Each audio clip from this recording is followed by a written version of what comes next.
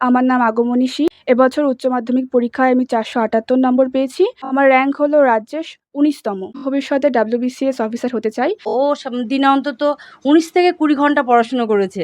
ওর এই সাফল্য প্রত্যাশিতই ছিল আমাদের কাছে। নমস্কার, ডিবি নিউজে আপনাদের স্বাগত। পর্দায় যাকে দেখছেন ও আগমনী শী।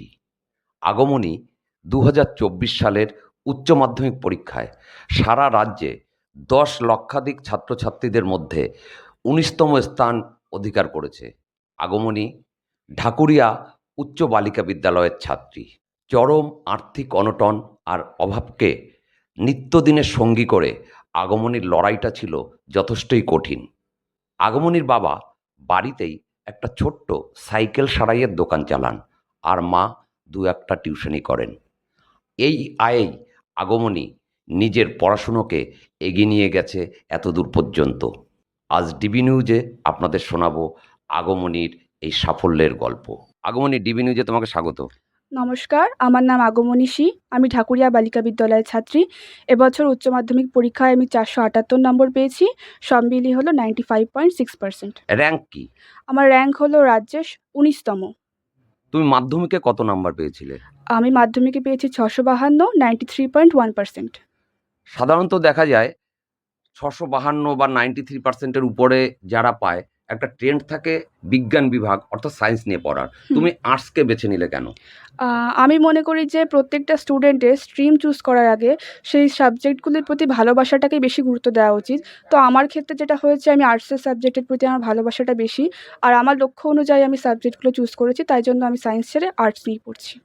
আমি একটা খুব পিছিয়ে পড়া স্কুল থেকে বিলং করি, যেখানে সাধারণত সবাই বলে যে ভালো স্টুডেন্টরা ভর্তি হয় না, পড়াশোনার মান ভালো না। তো সেখান থেকে দাঁড়িয়ে আমাদের কাছে একটা চ্যালেঞ্জ ছিল যে একটা ভালো রেজাল্ট স্কুলকে দিতে হবে। আর সত্যি ম্যামরা মায়ের মতো আমাদের হেল্প করেছেন। যে কোনো প্রবলেমে আমাকে, যেহেতু আমি আর্থিক দিক থেকে একটু পিছিয়ে, আমাকে সবসময় বলেছেন যে কোনো প্রবলেমে বলবি, কোনো বই কিনতে হলে যে কোনো কিছুতে হেল্প করবেন। টাকা পয়সার দিক থেকেই হোক কিংবা পড়াশোনার দিক থেকেই হোক। আর সেটা শুধু আমার ক্ষেত্রে নয়, প্রতিটা স্টুডেন্টের ক্ষেত্রেই। তোমাদের স্কুলের সদ্য অবসরপ্রাপ্তা প্রধান শিক্ষিকা হুম। বড়দি, তোমাদের প্রিয় বড়দির, হুম। রত্নাদির কতটা অবদান? সত্যি বড়দির নামের মধ্যেই যেন, সেই ডাকটার মধ্যেই বড়দির মাহাত্ম্য লুকিয়ে আছে। বড়দি সত্যিই আমাদের কাছে বড়দির মতোই। তো উনি যেভাবে আমাদের সবার পাশে থাকেন, বন্ধুর মতো মেশেন, বড় দিদির মতো গাইড করেন, সেটা হয়তো আমি জানি না আর কোনো স্কুলে থাকে কিনা। তো বড়দির অবদান অবশ্যই, যে কোনো অফিসিয়াল কাজে আমাদেরকে হেল্প করা হোক থেকে শুরু করে, যে কোনো খবরাখবর দেওয়া থেকে শুরু করে সবকিছুতেই বড়দি খুব সাহায্য করেছেন আমাদের। ভবিষ্যৎ টার্গেট কি? আমি ভবিষ্যতে WBCS অফিসার হতে চাই। সিভিল সার্ভিসের দিকে এগোনোর ইচ্ছে আছে। তার জন্য তো তোমাকে গ্র্যাজুয়েট হবে। গ্র্যাজুয়েশনে তুমি কি নিয়ে পড়বে? কোন বিষয়ে অনার্স নেবে? সত্যি বলতে আমি অনার্স নেব না, আমি পাস কোর্সে পড়ব। কারণ হচ্ছে WBCS পড়তে গেলেই 3 বছর যাতে আমি ওই প্রিপারেশনটা ভালো করে করতে পারি, তো আমি পাস কোর্সেই পড়ব। আপনারা শুনলেন আগমনীর কথা। যেখানে সাধারণত এরকম একটা রেজাল্ট করার পরে ছাত্রছাত্রীদের টার্গেট থাকে একটা বিষয় নিয়ে অনার্স পড়ে স্পেশালাইজেশন করার। কিন্তু আগমনী এখন থেকেই পাখির চোখ করছে WBCS পরীক্ষাকে। এই মুহূর্তে আমি দাঁড়িয়ে রয়েছি আগমনীর বাবা, মা আর আগমনীকে নিয়ে। আমার ডান দিকে রয়েছে আগমনীর বাবা গৌতম শী এবং এই যে আগমনীর মা। মেয়ের এই সাফল্যে কতটা আনন্দিত আপনি? খুবই ভালো লাগছে, খুবই আনন্দের বিষয়। এর জন্যে মাস্টারমশাইরা অনেক মানে করেছে, সাপোর্টিং করেছে, বা খুবই ভালো লাগে, খুবই আনন্দের বিষয় এটা। আপনার সংসারের সোর্স অফ ইনকাম কি? Source of income, cycle repair করি, গ্যাসের ওভেন টেভেন ঠিকঠাক করি, এইভাবে চলে আমার সংসারটা। তো যথেষ্ট কষ্ট করে আপনাকে নিশ্চয়ই মেয়েকে পড়াতে নিশ্চয়ই হয়েছে। নিশ্চয়ই নিশ্চয়ই। মেয়ে কতটা পড়াশুনো করতো? মা হিসাবে আপনি কতটা আনন্দিত আগে তাই বলুন। আমি তো খুবই আনন্দিত, কারণ সন্তানের আনন্দে মা বাবা সব থেকে বেশি খুশি হয়, আমারও খুশি হওয়া উচিত। আর ও প্রচুর পরিশ্রম করেছে ওর নিজের মানে কেরিয়ারের জন্য। ও দিনে অন্তত 19 থেকে 20 ঘন্টা পড়াশুনো করেছে। আর সত্যি কথা বলতে কি, বিছানায় বসে পড়তে পড়তে সেই জায়গাটা পুরো গর্ত বানিয়ে ফেলেছে। আর কি বলবো, সবার সহযোগিতা, আশীর্বাদ, ভালোবাসা এগুলো তো আছেই। স্কুলের টিচারদের সহযোগিতা, টিউশন টিচারদের সহযোগিতা এবং ওর মামা মামিদেরও যথেষ্ট সহযোগিতা আছে ওর এই পড়াশুনোর সাফল্যের জন্য। মা বাবাকে কি বলবে তোমার এই সাফল্য নিয়ে? সত্যি সবার সাহায্য ছাড়া তো কখনো কিছু হয় না।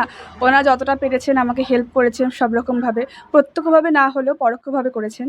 সবার কাছে আমি কৃতজ্ঞ। ঢাকুরিয়া উচ্চ বালিকা বিদ্যালয়ের অবসরপ্রাপ্তা প্রধান শিক্ষিকা শ্রীমতী রত্না রায় আগমনীকে নিয়ে কি বললেন চলুন একবার একটু শুনে নিই। দিদি, আগমনীর এই সাফল্য নিয়ে আপনি কি বলবেন?